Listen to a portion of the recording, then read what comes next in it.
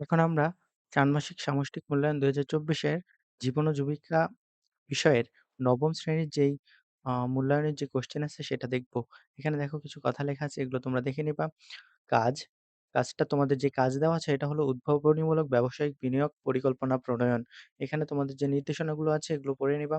তারপরে দেখো উদ্ভাবনীমূলক ব্যবসায়িক বিনিয়োগ পরিকল্পনা তৈরি করার জন্য নিচের ধাপগুলো অনুসরণ করতে হবে। এখানে কিছু ধাপ দেওয়া আছে।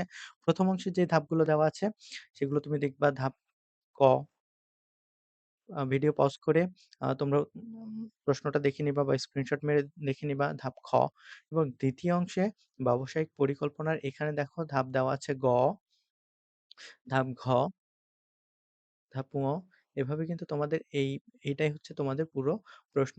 এখানে ২ টা ধাপ হচ্ছে ৫ টা ধাপ আছে আর ২ টা অংশ আছে। ২ টা অংশ আর ৫ টা ধাপ। তো এই প্রশ্নটা তোমরা দেখতে পাচ্ছ, এটার উত্তর খুবই তাড়াতাড়ি আমাদের টিম কাজ করতেছে।